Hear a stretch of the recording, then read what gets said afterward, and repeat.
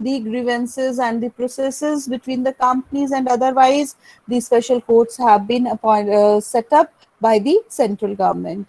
Then we have also discussed the meaning of a body company and body corporate. So we have discussed that the Companies Act is the basic 2013 Act, and if any particular company is registered prior in the earlier acts as well, so it is also considered as a company. And we have also discussed about the foreign companies, and we have also discussed कि अगर किसी parliament या किसी act के under company आपकी form हुई है, that is also regarded as a company within the act. Then after that, we had discussed the along with the meaning of the company, we have started with the characteristics. Within the characteristics, we have discussed about that a company is the incorporated association. So there we have discussed that if a company is required to come into existence, then the proper procedure of incorporation as per the company law is required, and all the legal requirements must be fulfilled for its existence. Then we have also discussed the another characteristic, that is the artificial legal person. Here we have discussed that a particular company is considered as the artificial legal person, but in that case, the activities of the person nature or the rights of Constitution of India as per the Citizenship Act, these rights are not available. Then we had started with the third essential, where we have discussed about the separate or independent legal entity. And in this particular case is important, and in if we say that this in first chapter itself, 7 to 8 cases are there which is given in your guidelines, and which we are required to follow as per the requirement of the guideline, right? So when we talk about the third essential, independent legal entity, so here we have to discuss several aspects. One, that it is having the separate independent entity irrespective of the directors, those who are managing the organization, its owners who are known as the shareholders, as well as that if there is only even one person is managing or is having the status of a pilot or status of all the organizing authorities with the one person, still it has the separate and independent legal entity. And from this point of view, or from this particular rule, 3 4 case laws are given, which we have to discuss one by one. So in this particular situation, we have to discuss that why this particular rule is important, because we have to understand the rights and the liabilities.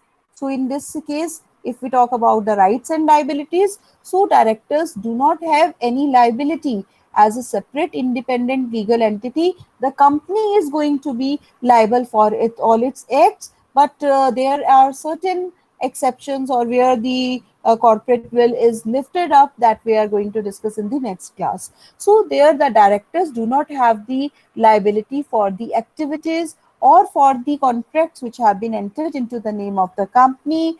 Then also when we talk about the owners and the shareholders, say do not have the any liability, unlimited liability, they just have the limited liability up to the amount of their contribution in capital, the amount of shares which they have taken. And even if one person is managing the company or having the pilot role in the company, that person does not incur any kind of independent liability with the company. So here are the 3 case laws which we have to discuss in this particular point. Then we will move further. The first case law is with Salmon versus Salmon. This case law, I think we have already discussed. So in this particular situation, if we say Salmon versus Salmon case, we have already discussed that there was a sole proprietorship firm which has been converted into a company. And in this company, all the ownership was with the family. And later on, the company went into liquidation. There was winding up of company, and there were certain unsecured creditors as well. So unsecured creditors filed a plea in the court of law, wherein they have filed a plea stating that this particular company is responsible to pay off the creditors first instead of the debenture holders. So there we have already discussed that when this sole proprietorship company was converted into the company, so there were certain cash has been given, and certain shares were there, and certain debentures were there. So as per law, we know debenture is the secured credit, the shares ownership right, and the cash has been given.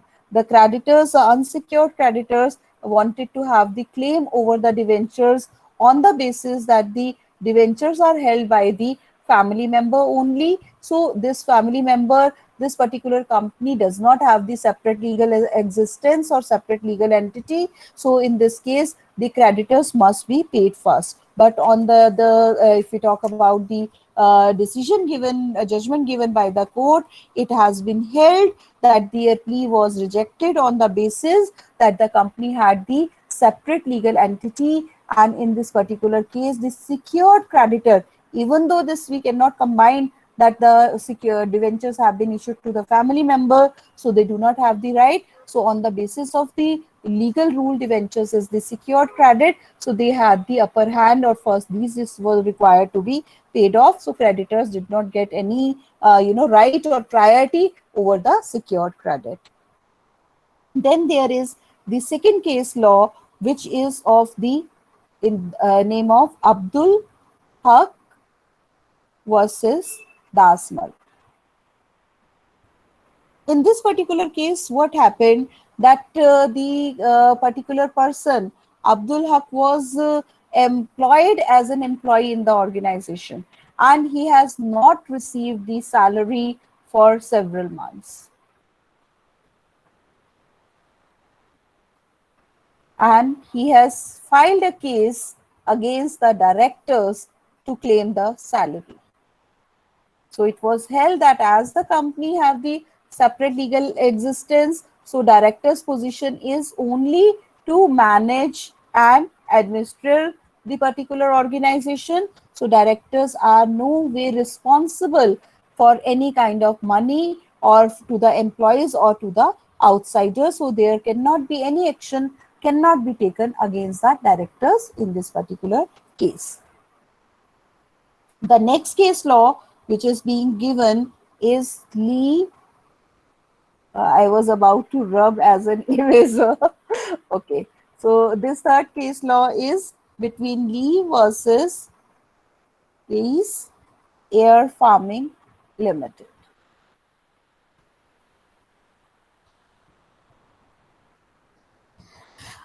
In this particular case, what happened that this particular person was running the company all alone, and in this case of business, he was the beneficial owner because all the shares were is in his own name. He was working as the he was the beneficial owner as the shares were there, and he was working as an employee, that all the work, all the activity, he was working as a pilot, and he was running the organization. He appointed himself as the working person in the organization itself. So due to certain mishappening, the particular person he was killed in the flying accident, and his wife filed a case to claim the insurance as he was working as an employee in the company. So in this case, it happened that he had the right to get all the benefits as the owner of the organization and as the employee also. So I'll just read out that it is held that in his capacity of governing director, he could, on the behalf of company, give himself orders, and in his other capacity of pilot, his he hence the relationship between himself and pilot and the company was as servant and the master. So in fact, this magic of corporate personality enabled him to be the master and the servant at the same time and get all the advantages of both and of limited liability as well. So in this particular case, the dual thing was there, that he was the master in the company as well as he was the employee or servant in the company. So in both ways, he was having he could derive the benefit of both the positions. So it means that a company is having the separate entity. So in this situation, this particular case law is to be discussed. Then another one case law with respect to the property of the particular assets was there. So this particular case is in the name of the Condoli Tea Company Limited. In this case, what happened that the people, they have transferred their property in the name of the company. They have transferred their property in the name of company, and they, you know, trying to evade or trying to take the excuse of not paying the taxes, stating that this particular company and their identity is the same. So in this case, the court of law held that the company has the separate legal entity. So even when you are transferring your asset, so it is considered as the sale, it is regarded as the transfer, and you are liable to pay the taxes on in this particular situation. So all of you are aware of, as per the Transfer of Property Act, whenever the ownership is transferred to some other person, then that case, whenever the registration charges and stamp duty etc are there, these have to be paid. Then after the if we talk about the third point, I hope all these three case laws are clear to all of you. If any query, you can raise your query in the third point. Yes, please.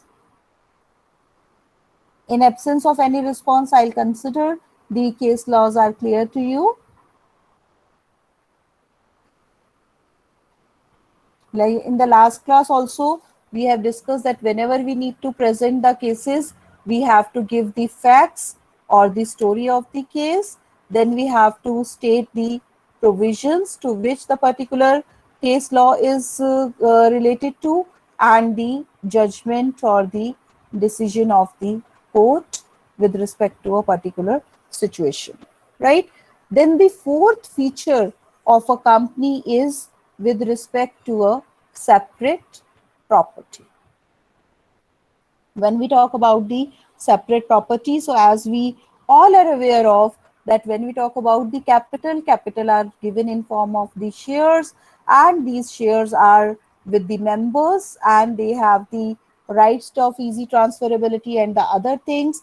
But when we talk about the ownership or the separate legal entity, so whatever contracts are being entered into, whatever property is to be taken, that is to be in the name of the company itself. No shareholder or no member can take any kind of property in their own name, stating that this particular company belongs to them and this particular property is in the name of the company only. So these are two separate legal entity. So the separate property will be there. So in this particular situation, the person should have the insurable interest in the particular property. So here is a case law in the name of Macora versus Northern Assurance Company.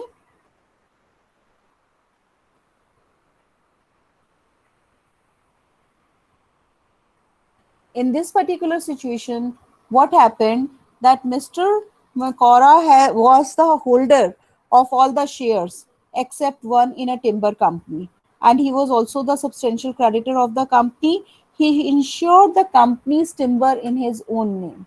So the business which he was running into, the business or the, we can say, the assets, he has insured in his own name because he considered that he is the only person authorized. He is having 99% shares of the company.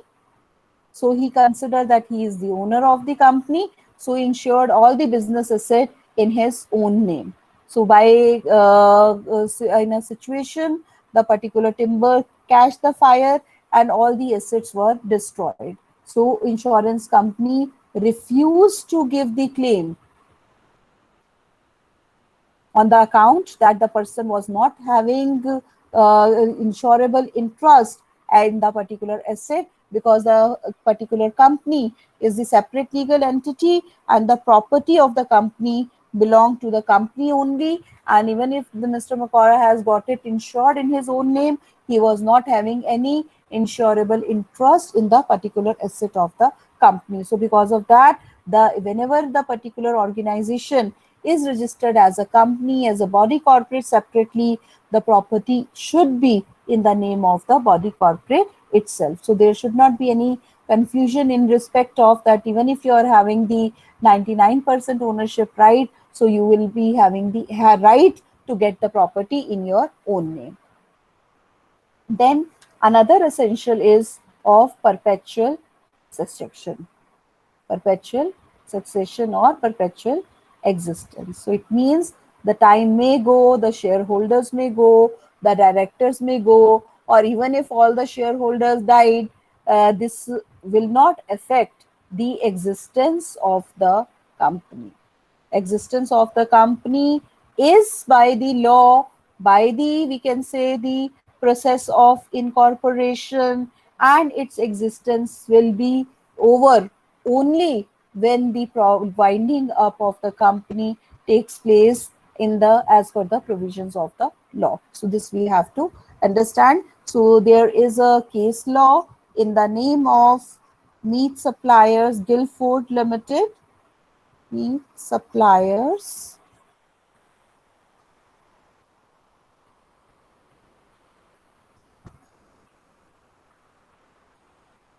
in this particular case, there was a war, and all the members of the private company died, killed by a bomb. Still, the company continue to exist until unless the winding up of the particular company takes place. So you have to remember these case laws to support or to explain these particular concepts. So even though you can write your own example, but it is better that if you remember specific case law with respect to same. Then we have the another characteristic of the company, which is known as the common seal. So as a normal person, the signatures cannot be given. The physical presence of the company is not there, so that the activity is not possible. So for all the contracts, for all the activities, the signatures are represented by the common seal of the company, which gives an identification to the company that this particular company has entered into this particular contract. It authenticates the transaction with the help of the common seal. So this common seal is considered as the official signatures of the company.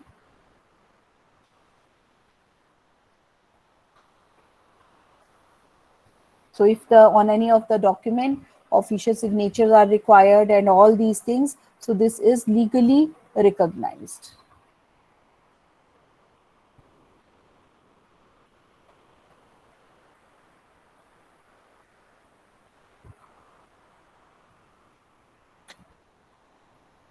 Let's move further. Then after that, another feature of the company comes the separation of the ownership and the management. So we are very well aware of, and we have discussed in the earlier classes also, that if we talk about the sole proprietorship, the ownership is and management is in the same hand.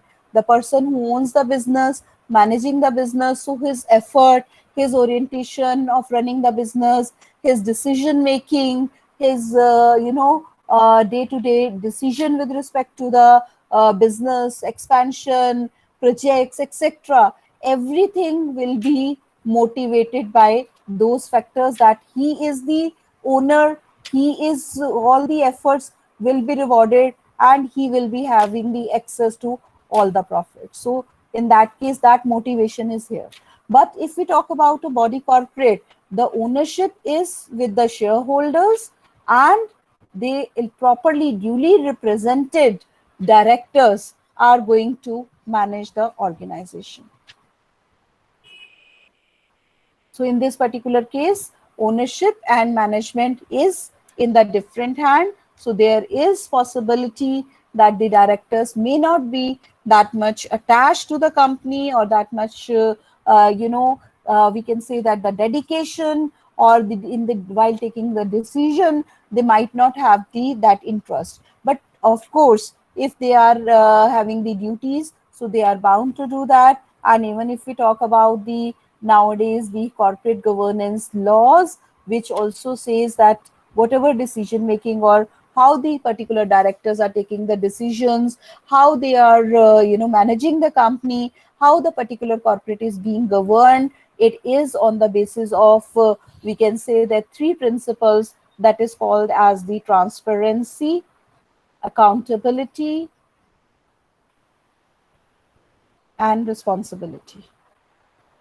So the all the activities which are there, these have to be disclosed properly, and this transparency is in the terms of the complete disclosure of financial as well as the non-financial transaction. So in earlier years, when we used to study the laws, we used to study the different aspects. So we used to say that the company's accounts needs to be audited, and there used to be certain transactions only, that if the change of method of valuation of the stock, or depreciation, or any other things are there, so there should be footnote, or their disclosure of the same should be there. So it has never happened that with respect to the quality of a transaction, with respect to the decision making, with respect to the, we can say, how the company is being managed, all these things have never been asked. But nowadays, along with the annual reports,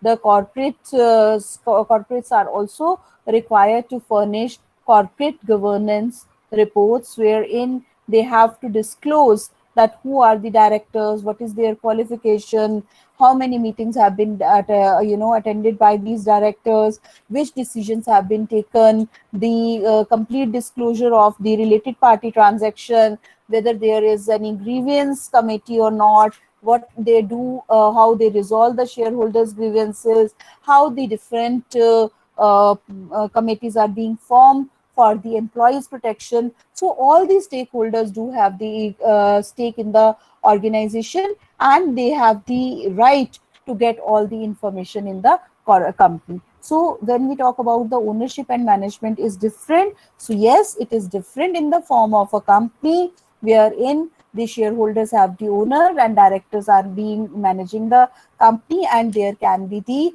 difference of objectives which can be there. But when we talk about nowadays the role of the corporate governance, so it has streamlined, and even the interest of the minority shareholders, even you are having very less number of shares in the company, your interest is duly taken care by the organization.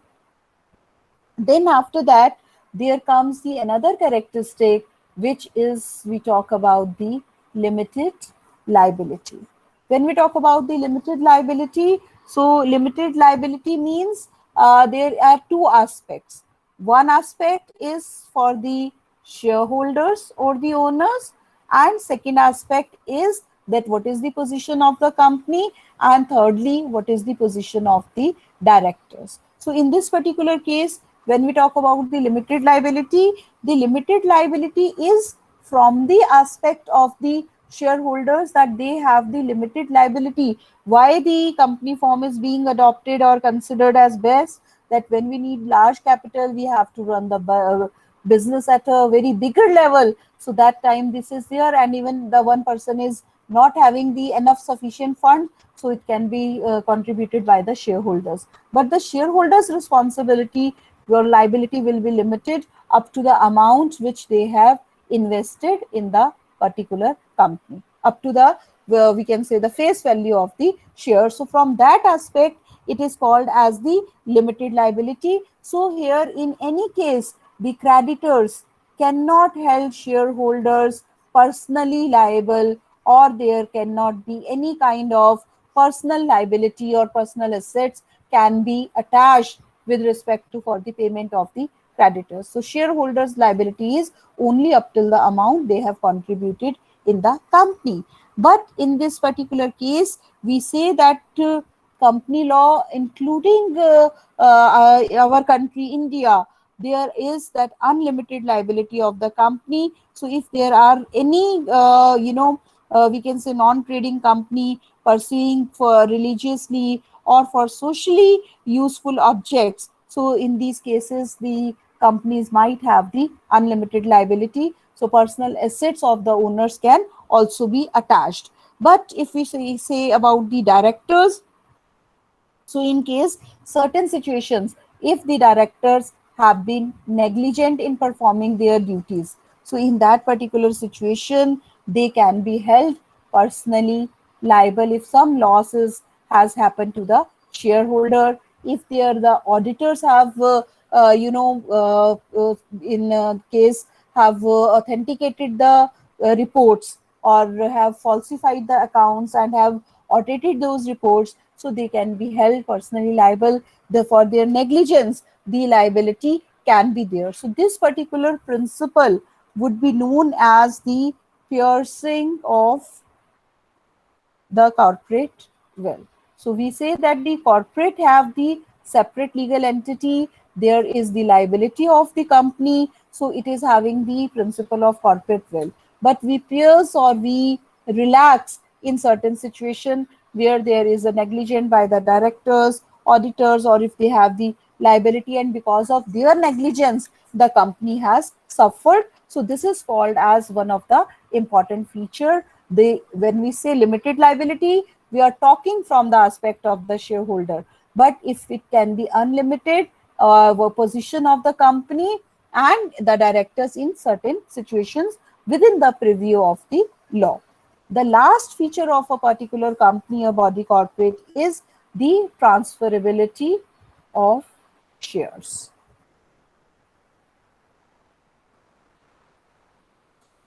So as we have already discussed that when we buy the shares, these are easily transferable. So people can buy and people can sell in the secondary market, in the stock market. So these are freely transferable. But if there are certain, case of a private company and we have created the private company with selected number of people, or we do not want the different people to come into, so in that case there can be a restriction on the transfer of shares. So there can be the restriction can be imposed. So then in continuation, if we talk about the advantages of the form of a company, so I think the advantages you can do on your own, that what are the advantages of the existence of a business enterprise in form of a company. So these can be, you can discuss about the perpetual succession,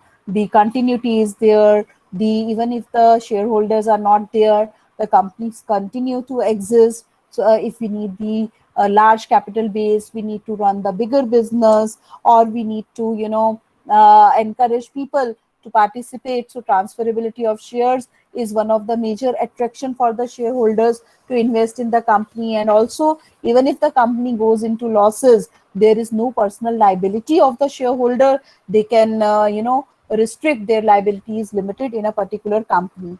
Then also we talk about that there is a complete legal framework. So this legal framework also encourages us to have all the things in place. And whenever the directors are being appointed, so people try to have the professional directors or those who are having the industry experience. And nowadays, if we talk about the concept of the independent directors, which is required to be there, so this has also increased the working or the better functioning. So at later stage, when we will discuss about the corporate law provisions, we will also discuss about the role of the supervisory boards as well. So this thing we are going to discuss at the later stage. And along with the advantages, you can also discuss that what are the disadvantages of the particular form of organization. So you may ask about that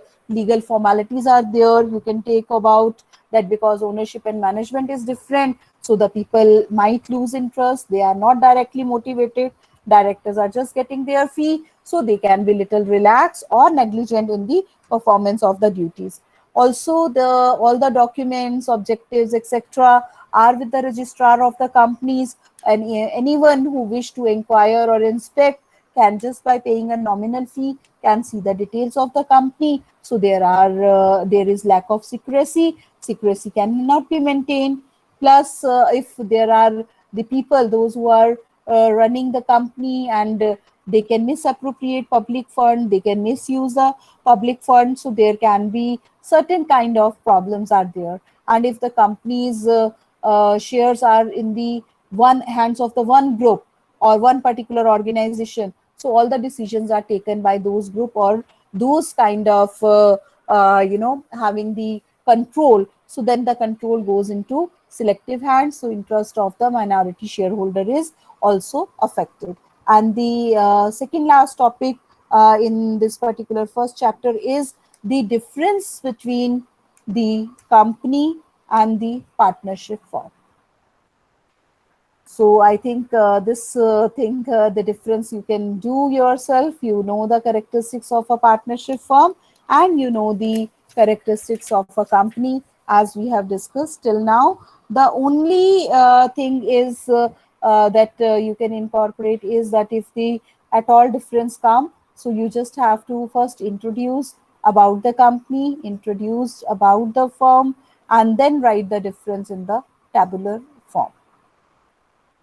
So for every answer, I say that there is a QQP, that is quality of the answer, quantity of the answer, and presentation of the answer. So everything, if we have the balanced approach, so all these three things should be there. There should, if there is a quality but you are not justifying with the weightage of marks, you tend to lose the marks. If you are just writing and writing but you are not justifying the quality, then also there is lesser marks. And presentation definitely does not carry the add-on marks, but always have the plus marks or add-on marks as compared to the other students. So if you have any query as of now, we can discuss, and in the next class we will discuss the lifting of corporate will with from the aspects of the judicial provisions and the statutory provisions. So this is going to be our next topic. Yes, please. We can take, house is open for the queries and discussions now.